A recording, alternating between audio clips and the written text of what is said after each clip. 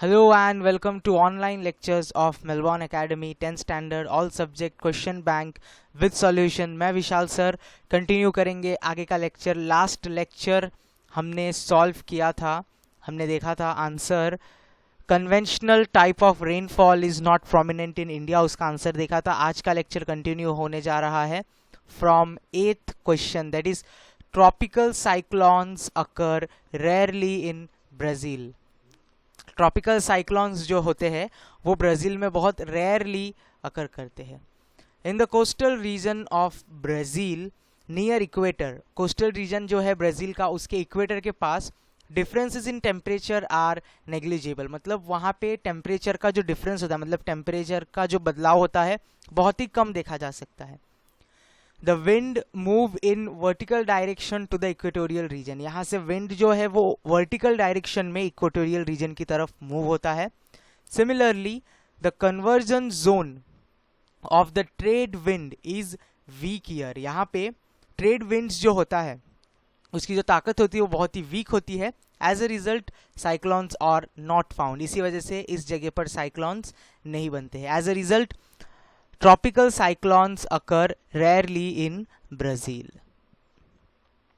Then ninth one, there is not much difference in the range of temperature in Manaus. मनाउस नाम का जो जगह है ब्राज़ील में, वहाँ पे टेम्परेचर जो है वो ज़्यादा डिफरेंट नहीं होता। क्यों ऐसा? Manaus is located in the north of Brazil, ये मनाउस जगह जो है वो ब्राज़ील के नॉर्थ साइड में लोकेटेड है and close to the equator, और इक्वेटर के पास जहाँ इक्वेटर होता है वहाँ पे सन के रेज 90 डिग्री पैरेलल अर्थ पे गिरते हैं। इसकी वजह से यहाँ का टेम्परेचर बहुत ज़्यादा हॉट होता है, पूरे साल भर यहाँ का जो टेम्परेचर है वो बहुत पूरा गर्म रहता है। It also receives conventional type of rainfall, यहाँ पे कन्वेंशनल टाइप ऑफ रेनफॉल होता है। So the climate is hot and humid through out the year, इसलिए पूरे साल यहाँ पे टेम्परेचर जो है वो गर्म होता है, पूरे साल भर गर्मी रहती है। As there is not much difference in the maximum and minimum temperature, there is not much difference in the range of temperature in Manaus, इसके लिए यहाँ पे टेम्परेचर ज़्यादा बढ़ता घटता नहीं है, एक जैसा टेम्परेचर पूरे साल भर रहता है। Then we have 10th one, India receives precipitation from the north east monsoon winds too, India को नॉर्थ ईस्ट मानसून विंड से थोड़ी सी बारिश मिलती है जिसको हम precipitation भी बोलते हैं। पर्सिटिपेशन एक ऐसा प्रोसेस होता है जिसमें वाटर को अगर बहुत ज़्यादा गर्म किया जाए तो वो वेपर में कन्वर्ट होता है, उस वेपर को अगर रिवर्स ठंडा कर दिया जाए तो वापस वाटर ड्रॉपलेट्स बनते हैं। इस प्रोसेस को पर्सिपिटेशन कहा जाता है। So let's see the answer. In the winter season India is influenced by north east monsoon wind, जब विंटर सीजन आता है तो नॉर्थ ईस्ट मानसून की जो हवाएं हैं, विंड्स यानी हवाएं हैं, वो आती है। These wind bring cool breeze to the country, ये winds जो है ये ठंडी हवाएं कंट्री में लेके आती है जिसकी वजह से विंटर सीजन आता है। While blowing over Bay of Bengal, the north east monsoon wind pick up moisture and give rain to the eastern coast of Andhra Pradesh, ये wind जब blow होता रहता है तो ये बे ऑफ बंगाल से अपने अंदर थोड़ा सा मॉइस्चर कैरी कर लेता है, पानी कैरी कर लेता है, जिस वजह से ये जब ईस्टर्न कोस्ट तक पहुंचता है, दैट इज आंध्र प्रदेश, यहाँ पे बारिश गिराता है। एज वेल एज तमिलनाडु, यहाँ पर भी बारिश गिरती है। So it is said that India receive precipitation from north east monsoon winds too. Now let's see next one, that is northern part of Brazil is covered with dense forest, Brazil का जो north part है वो पूरा forest से cover है। The northern part of Brazil lies in equatorial region, ये equator के ऊपर आता है, मतलब यहाँ पर सन का जो रेज है वो 90 डिग्री पैरेलल पे गिरता है।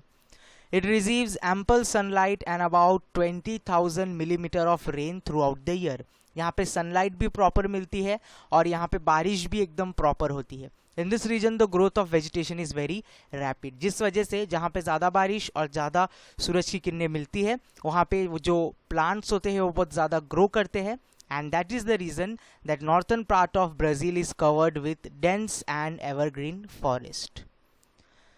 The next one, that is 11th one, vegetation is scarce in the high altitude of the Himalaya, जितना ज़्यादा ऊपर हम हिमालय के जाएंगे उतना वेजिटेशन जो है वो कम होते जाता है। Why? As the altitude increases the temperature decrease, जितना ज़्यादा अल्टीट्यूड बढ़ता है, जितना ज़्यादा हाइट हम जाते हैं, उतना ज़्यादा टेम्परेचर धीरे धीरे कम होते जाता है, टेम्परेचर ठंडा होते जाता है। The climate is very cold in high altitude, जितना ऊपर चले जाएंगे हम उतना टेम्परेचर कोल्ड हो जाता है in Jammu and Kashmir specially, and part of Himalayan temperature drop to -40 degree Celsius, ये ड्रॉप होके -40 डिग्री सेल्सियस पे आ जाता है। Also this region is snow covered for most part of the year, यहाँ पे पूरे साल भर स्नो गिरता रहता है। आप समझ सकते हो -40 डिग्री सेल्सियस मतलब एकदम ठंडा। very few species of plant can survive in such extreme condition, ऐसी extreme condition में सारे plants नहीं grow हो पाते हैं, इतने ठंडी में कोई भी plant नहीं grow हो पाता है, बस कुछ तरीके के special plants होते हैं जो इस temperature में grow कर पाते हैं। Only seasonally flowering trees are found in higher altitude, यहाँ पे अलग अलग तरह के flowering trees देखने मिलते हैं, hence vegetation is scarce in high altitude of Himalaya. Next one, wide variety of insect species is found in Brazil. Brazil में बहुत ज़्यादा वैरायटी के इंसेक्ट के प्रजाति पाए जाते हैं। क्यों? Insect are mostly found in forest, grassland and swampy land. Insect normally पाए जाते हैं जंगलों में, बहुत ज़्यादा घास जहाँ पे होता है, और स्वैम्पी मतलब जो गीली ज़मीन होती है जिस पे घना जंगल होता है वहाँ पे पाया जाता है।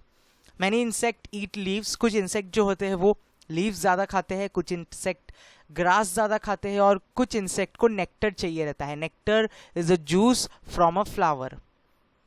The evergreen rain forest are seen in the northern part of the Brazil, Brazil के नॉर्दर्न पार्ट में ज़्यादातर एवरग्रीन फॉरेस्ट देखे जा सकते हैं। The grasslands are found in the central part and Paraguay Parana river basin, ये जो river है इसके बेसिन में ज़्यादातर हमको ग्रासलैंड देखने मिलते हैं। एंड ब्राज़ील का ज़्यादातर हिस्सा ऐसे घने जंगल और ग्रासलैंड से मिलकर बना हुआ है। Similarly swampy lands are found in Pantanal region in Brazil, swampy land जो है, स्वैम्पी जगह जो है मतलब जहाँ पे एकदम गीली ज़मीन और बड़े बड़े ट्रीज पाए जाते हैं, उस रीजन का नाम रखा गया है पंटनल reason. Therefore, wide variety of insect species are found in Brazil, इसी वजह से ब्राज़ील में अलग अलग प्रजाति के इंसेक्ट्स पाए जाते हैं। Next answer, next question is wild life in India is decreasing day by day, India का जो वाइल्ड लाइफ है वो डे बाय डे कम होता जा रहा है। Why, what is the reason? And the answer is wildlife in India is decreasing day by day because of rapidly occurring deforestation, poaching and pollution. जो animal कम होने का main reason ये है कि बहुत ज़्यादा डिफॉरेस्टेशन हो रहा है। डिफॉरेस्टेशन का मतलब जंगलों को काटा जा रहा है और उसको वेरियस अलग अलग पर्पसेस के लिए यूज़ किया जा रहा है। फॉर एग्जांपल इंडस्ट्रियलाइजेशन के लिए, बिल्डिंग्स बनाने के लिए, dam projects, highway roads project, तो ये सब के लिए डिफॉरेस्टेशन हो रहा है।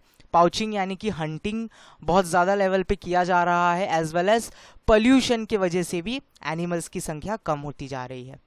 Expansion of cities to accommodate growing population is leading cutting down to the valuable forest which lead to loss of habitat of wildlife. लोगों की संख्या जितनी ज़्यादा बढ़ती जा रही है उनके हिसाब से उनके लिए रहने के लिए जगहें भी बनाई जा रही है। फॉर एग्जांपल बिल्डिंग्स बहुत ज़्यादा बनाई जा रही है जिस वजह से जंगलों को काटा जा रहा है जो एनिमल्स का घर होता है।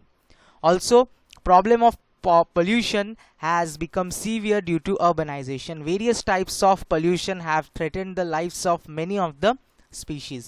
जितना ज़्यादा urbanization हो रहा है, मतलब जितना ज़्यादा शहर बनते जा रहे हैं, उतने ज़्यादा इंडस्ट्रीज, उतनी ज़्यादा फैक्ट्रीज, व्हीकल्स, और ये जितनी ज़्यादा हो रहे हैं उतना ज़्यादा हमारे एयर में और हमारे वातावरण में, एनवायरनमेंट में पोल्यूशन बढ़ रहा है जो कुछ प्रजाति के एनिमल्स को बहुत ज़्यादा हार्म कर रहा है। Poaching of wildlife species had also led to loss of wildlife in India. Hunting कुछ जगहों पर अब भी हंटिंग प्रैक्टिस किया जाता है जिस वजह से वाइल्ड लाइफ को बहुत ज़्यादा खतरा हो रहा है।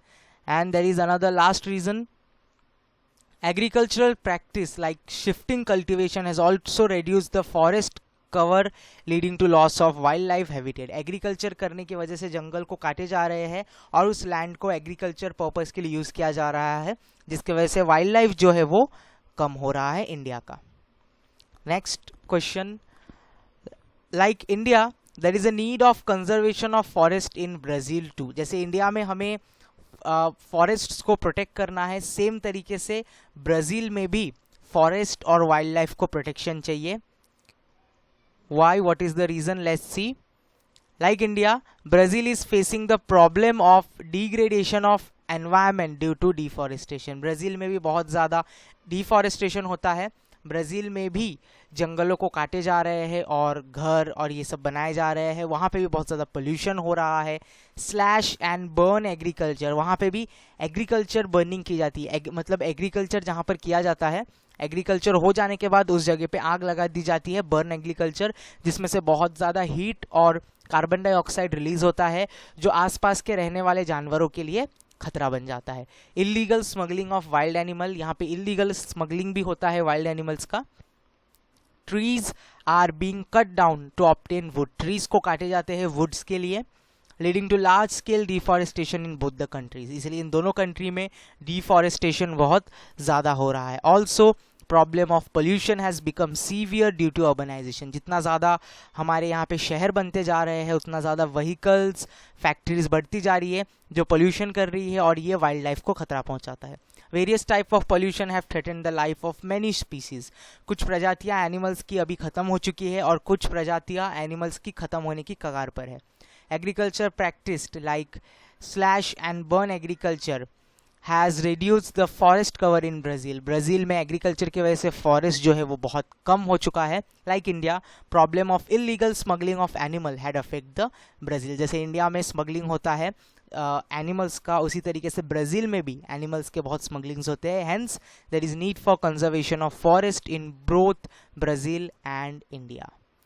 And now we will proceed on to the next answer. Next question is, population is an important resources. हमें ऐसा लगता है कि जिस देश की population बहुत ज़्यादा होती है उस देश में ज़्यादा गरीबी होती है, उस देश में ज़्यादा प्रॉब्लम्स होते हैं, बट ऐसा नहीं है. किसी भी देश के लिए उसका population जो है वो एक important resource के जैसा काम करता है. क्यों? Let's see. The qualitative aspect of population are important for nations economic and social progress.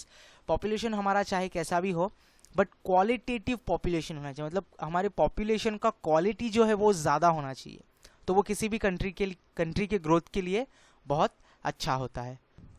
Natural resources of any country get utilized properly because of population. हमारे देश में जो भी नेचुरल रिसोर्सेज है उसको प्रॉपरली अगर यूटिलाइज करना है, फॉर एग्जांपल हमारे कंट्री में बहुत ज़्यादा लैंड अवेलेबल है और फर्टाइल, मतलब उस पर अगर कुछ भी उगाएंगे तो उग जाएगा. बट अगर हमारी कंट्री में लोग ही नहीं रहेंगे एग्रीकल्चर करने के लिए, फार्मर्स ही नहीं रहेंगे, तो क्या हम एग्रीकल्चर कर पाएंगे? नहीं. सो दैट्स वाई पॉपुलेशन जो है वो एक इम्पॉर्टेंट फैक्टर है जो अवेलेबल नेचुरल रिसोर्सेज को यूज़ करता है और उसको यूज़ करके हमारे देश के जीडीपी को बढ़ाता है. Economic growth and development will slow if population resource is not utilized properly. अगर population resource कोई बराबर utilize नहीं करता है तो पूरे देश का growth जो है वो रुक जाएगा. Thus an optimum and quality population can bring about a country's development. इसीलिए quality population जो है वो किसी भी country में development ला सकता है. Now we will see the next question, that is Brazil's population density is very less. Brazil का population density जो है वो बहुत ही कम है.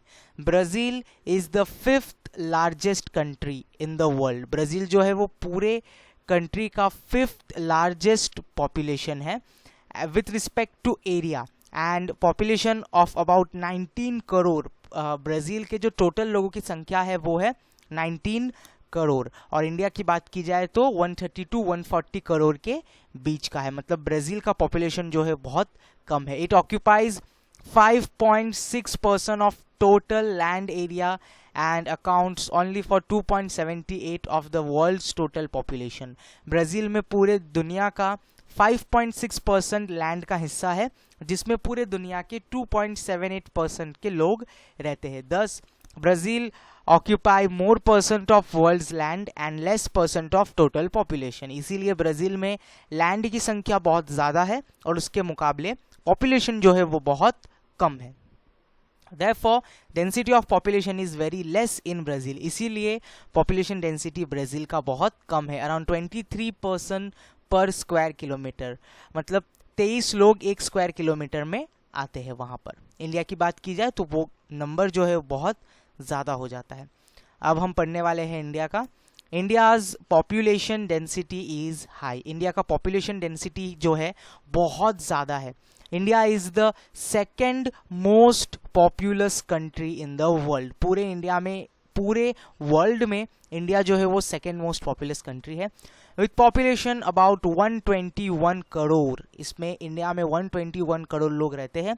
India occupies only 2.41% of land area of the world. India में लैंड की संख्या है 2.41, इतनी ज़मीन इंडिया में है, पूरे वर्ल्ड का 2.41%, but support 17.5% of the world population. But हमारे पूरे वर्ल्ड का 17.5% पॉपुलेशन सिर्फ इंडिया में रहता है। दस India has less percentage of world land. India में ज़मीन की संख्या बहुत कम है पूरी दुनिया के मुकाबले, and support high percentage of world population, but उस पर रहने वाले लोग कुछ ज़्यादा ही है। India's average population density is high, 382% पर square kilometre. You can imagine student, Brazil में एक स्क्वायर किलोमीटर में 23 लोग आते हैं, और इंडिया में एक स्क्वायर किलोमीटर में 382 पर्सन्स आते हैं, तो ये बहुत ज़्यादा नंबर है।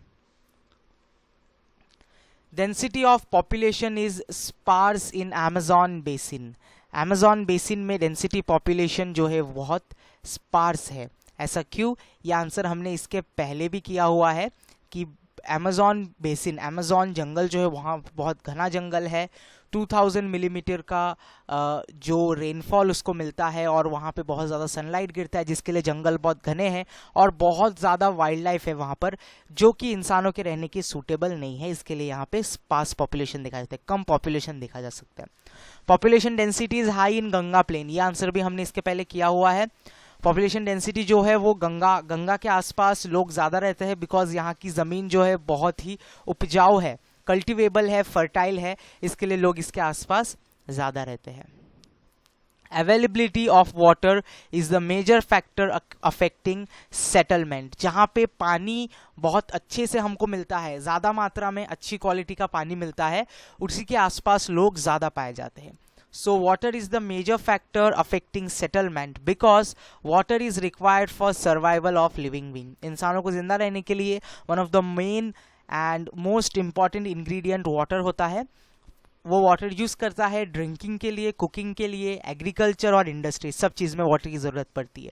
Due to availability of water, agriculture and industries flourish. जहाँ पे वाटर बहुत ज़्यादा अवेलेबल होता है वहाँ पे इंडस्ट्री और एग्रीकल्चर बहुत अच्छे से किया जा सकता है।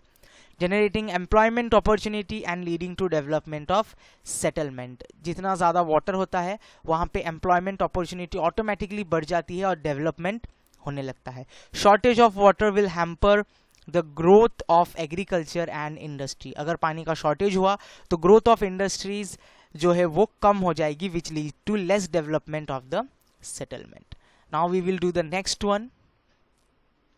In Brazil, majority of population is found in eastern coastal area.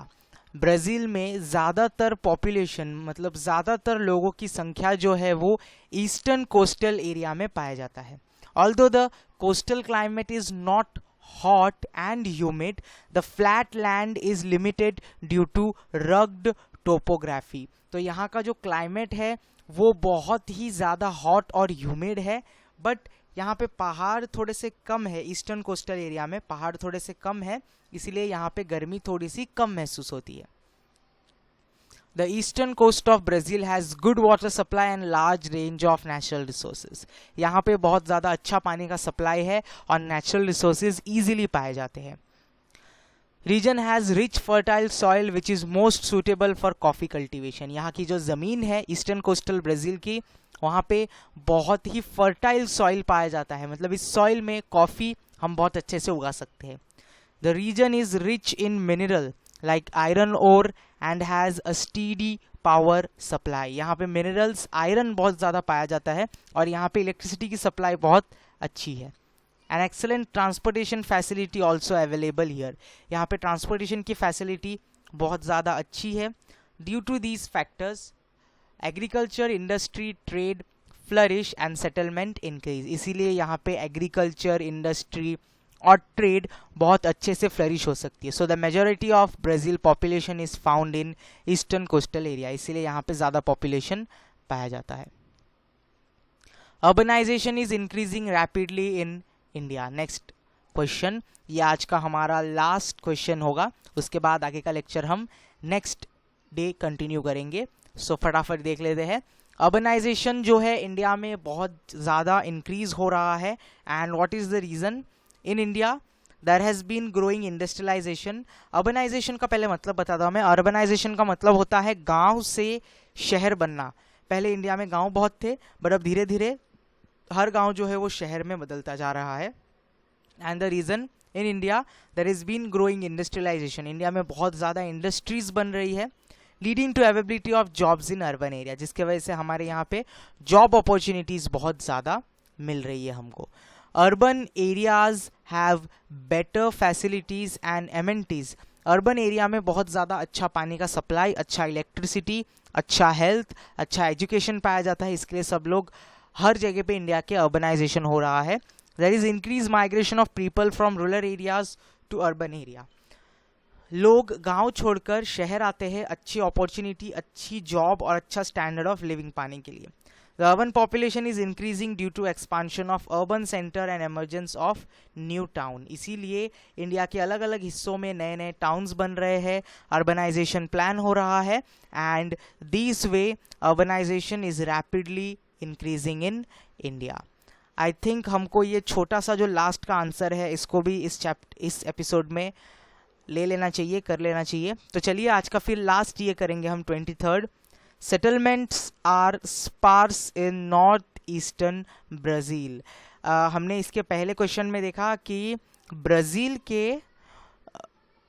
Eastern coastal area में लोग ज़्यादा रहते हैं, और वहीं पे ये दूसरा आंसर है नॉर्थ ईस्टर्न ब्राज़ील में लोगों की संख्या जो है वो बहुत ही कम है, बहुत कम लोग पाए जाते हैं। ऐसा क्यों? The north east of Brazil is highland, मतलब ब्राज़ील का नॉर्थ ईस्ट पार्ट जो है वो पूरा पहाड़ों का भरा हुआ है। As this region lies in rain shadow region, यहाँ पे रेन शैडो रीजन बनता है, मतलब ये बहुत ही ऊंचा पहाड़ है, इसके वजह से क्लाउड्स ये बाजू नहीं आ पाते, बादल ये बाजू नहीं आ पाते हैं, हवा जो है यहाँ तक नहीं आ पाती है, इसलिए बादल भी नहीं आ पाते हैं, एंड इसीलिए यहाँ पर ड्राउट्स बहुत ज़्यादा होता है, मतलब सूखापन आ जाता है। जहाँ पे बारिश नहीं होती है वहाँ पे सूखापन आ जाता है। Due to scanty rainfall and unavailability of resources, agriculture and industries are not well developed। यहाँ पे पानी नहीं मिलता, मैंने आपको बताया, यहाँ पे ड्राउट आ जाता है, सूखापन आ जाता है, इसके वजह से यहाँ पर एग्रीकल्चर भी नहीं हो पाता, यहाँ पर कोई इंडस्ट्रीज भी नहीं है, इसीलिए ये जगह डेवलप नहीं हुई है। Transport facilities are also very poor, यहाँ पे ट्रांसपोर्ट फैसिलिटी भी बहुत ज़्यादा पुअर है। Therefore settlement are sparse in north eastern Brazil. यही रीज़न है कि सेटलमेंट जो है वो बहुत ज़्यादा स्पार्स है नॉर्थ ईस्टर्न ब्राज़ील में। सो आई होप स्टूडेंट आपको आज का लेक्चर भी समझ में आया होगा। अगर कोई डाउट है तो आप कमेंट सेक्शन में अपना डाउट पूछ सकते हो, एज वेल एज आप ग्रुप में भी मैसेज भेज सकते हो रिलेटेड टू लेक्चर।